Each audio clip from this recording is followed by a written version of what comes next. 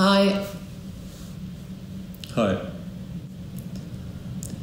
We are Quadrature. We are a Berlin-based duo of artists, and this is Sebastian Müllauer, and I'm Juliane Götz. In the last years, we've been working a lot with how humans explore the universe and what kind of stories and speculations come out of this exploration.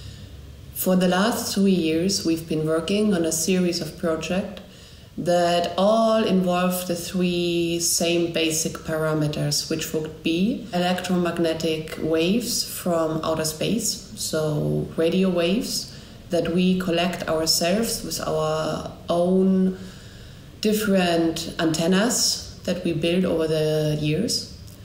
Then the second parameter would be artificial intelligence that filters that data from space, those radio waves. And the third parameter would be, it filters it in the hope to find extraterrestrial intelligence. So we have radio waves from outer space, artificial intelligences looking for extraterrestrial intelligences. We had this generous grant for 3 years now called #BeethovenHofen. It was organized by Podium Festival and has a lot of international partners like the ZKM, and there especially the Hertz laboratory. We knew that we couldn't do this alone. We couldn't build a radio telescope ourselves, especially also for the artificial intelligence. And also, of course, we had to be a bit modest about the whole thing because we were not musicians. We did some sound art, but we're really from a more contemporary art direction. We built a lot of installations. We work very visual, very space-based. So we asked Christian Losert to join us. Hi. And then we also asked Sebastian Müllauer, who was also very, very interested to build a radio telescope. Hello. So we gathered this team. I'm Christian Losert. I'm a composer and creative technologist. My role in this collaboration is to bring the sound side and also this technical approach, especially in terms of machine learning. The task was to transcribe their extraterrestrial data into AI learning mechanisms, but to do that in real time. And this was a bit of a let's say learning excursion we did over the years, where we tackled from one solution to a next, and kind of learned a lot on that way. The first concert we did was Fantasie number 1. And there we had this opportunity to work with a motorized organ. Our radio telescope standing in front of a church. Inside the church, we transferred the signals of the radio telescope into MIDI nodes.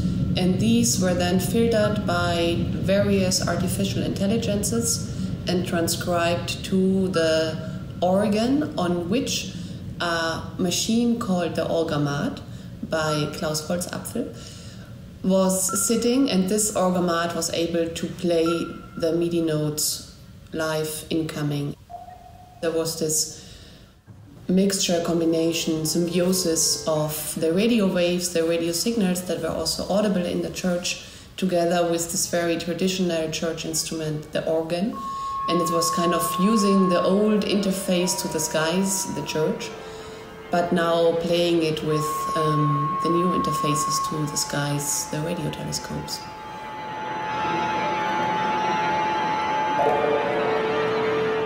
We found a network which is called polyphony RNN. The polyphony RNN is quantized.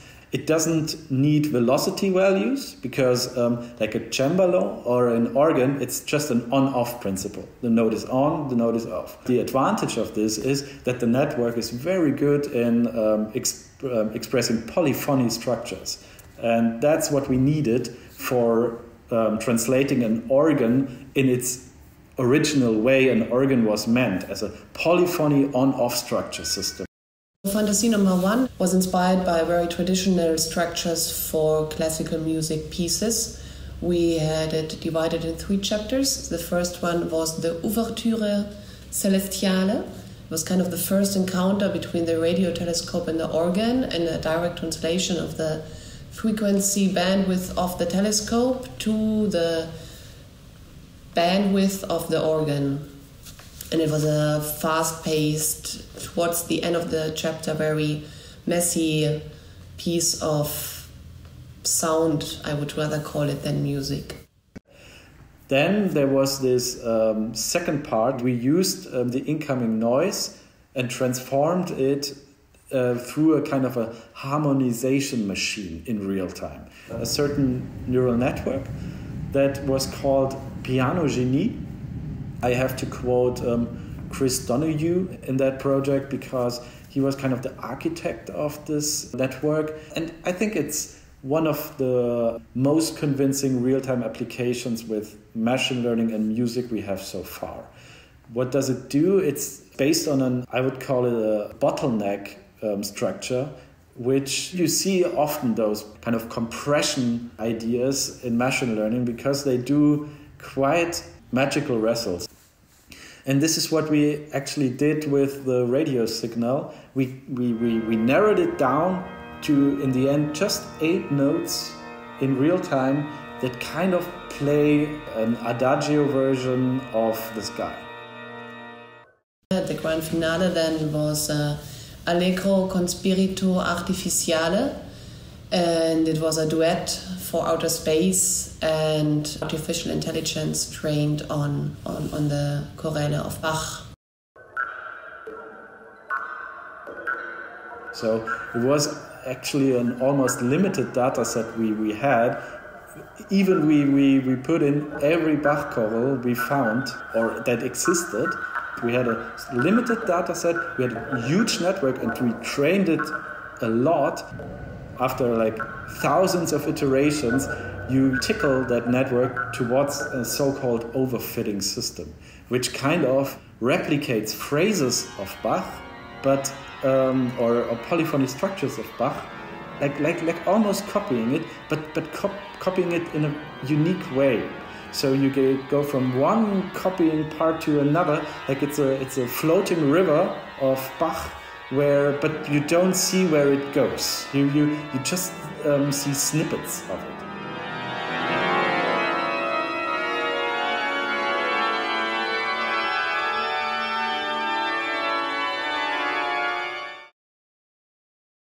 So we were also really lucky and had the chance to have a concert with the great ensemble Resonanz at the Resonanz Dome in Hamburg. That was really, really beautiful, and there what we did is we used a different antenna because we just couldn't bring the big dish, and we used an antenna which basically gives you real-time data about incoming foreign objects burning in Earth's atmosphere. And this signal we also basically channeled to the real-time AI from Christian and made a live partiture of that, which then was played by 2 musicians.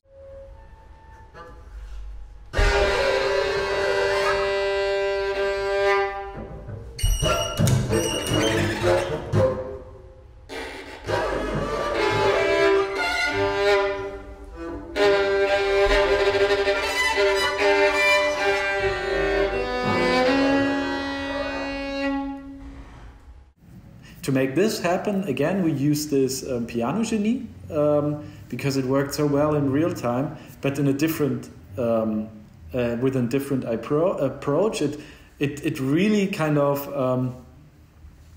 we translated a filtered noise partiture in real time very quickly to a melody line that could be interpreted by an instrumentalist. So And then we had the contrary signal, the original noise, that also was translated into a real partiture.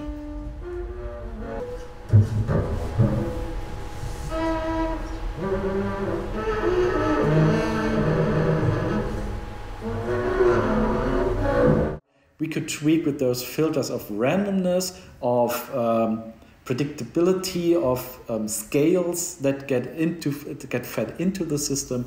And so during the whole concert, you gradually got more confident into those harmonics that we fed into it.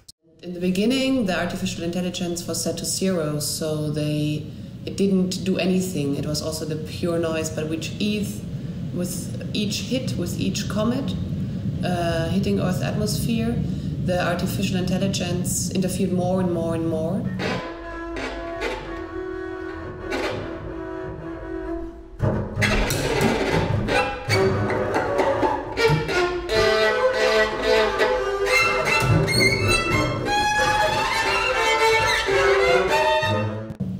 So you came from this very rough and explosive event that it actually is, to a more and more nicer, sweeter version of the same event, which we also see down here on Earth whenever you see a shooting star. It's not that it's something beautiful and something magnificent, romantic.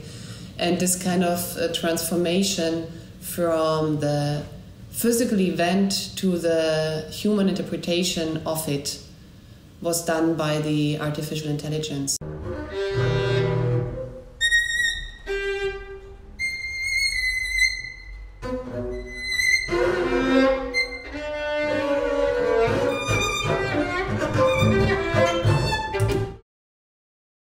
My name is Sebastian Müllauer. I'm an industrial designer. We're here in my studio at Teufelsberg. In this project, I mostly worked on the design and construction of the telescope. I did some research before about telescopes in West Virginia, visiting the Green Bank Observatory. And these are huge constructions. Here we wanted to have a mobile, small-scale telescope, which we can easily transport to different locations, set up, and eventually also run autonomously with the help of solar panels. So when we started with this project, we had a simple telescope, which we bought from China. And using that, we had the idea of motorizing it. We got sponsoring by Festo, so we had very good components to start with. We made a system with 2-axis steering for horizontal movement and for the vertical axis. So we can basically scan the whole sky -7 degrees.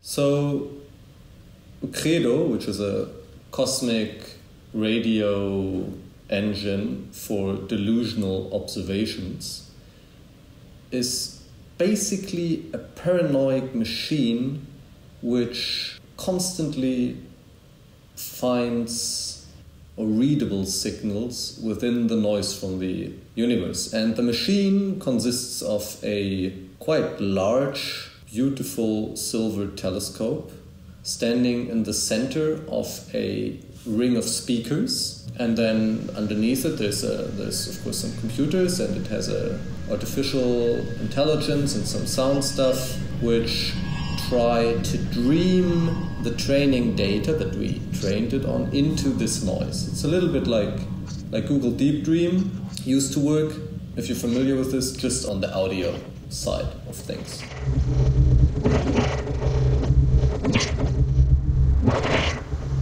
So we programmed it the way that at the beginning of each cycle it kind of scans the sky and looks for interesting signals within a little bit of different frequencies all around this age line of 1.4 gigahertz roughly, and remembers that, and then kind of goes again and then goes to different spots where it thought it could hear something, and whenever it's there it kind of interprets it and goes deeper from this raw audio noise into the artificial intelligence.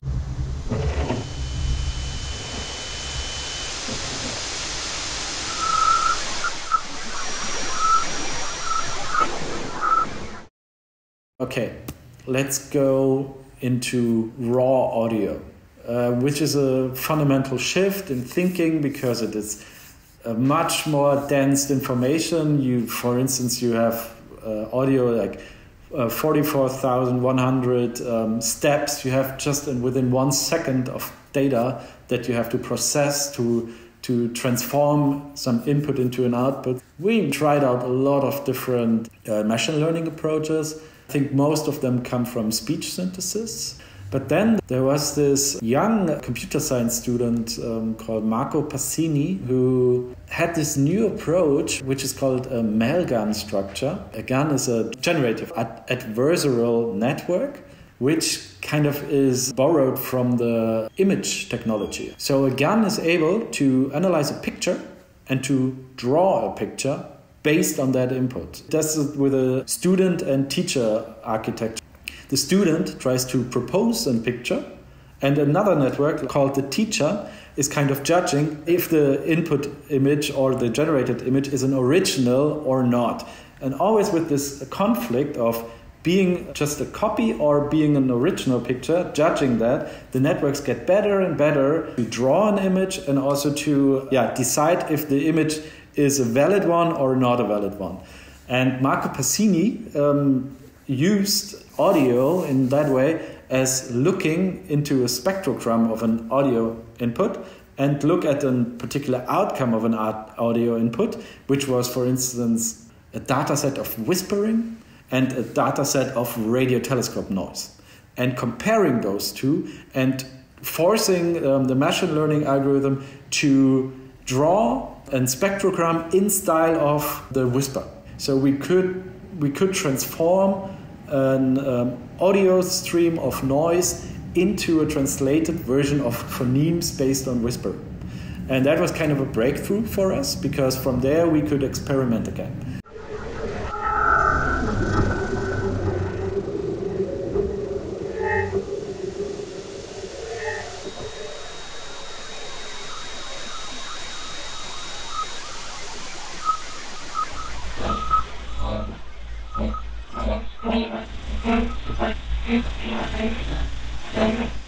The main problem we had with this project is we need training data to train the AI with so it can actually find the EI. But of course we have never found any extraterrestrial intelligence yet, so we cannot take any training data from them.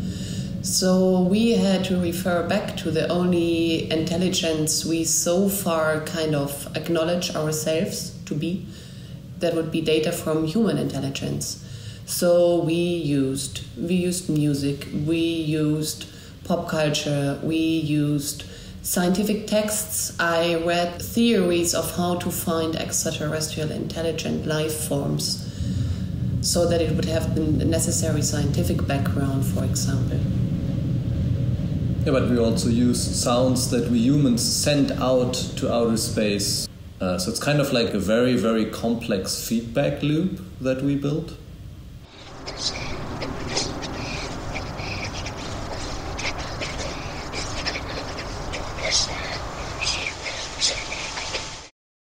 Also, we developed a kind of cyber shamanistic initiation ritual, which is a performance that takes place at the first evening of the installation.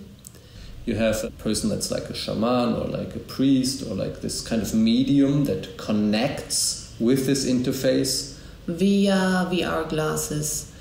Not to interpretate, but to connect us humans to the skies.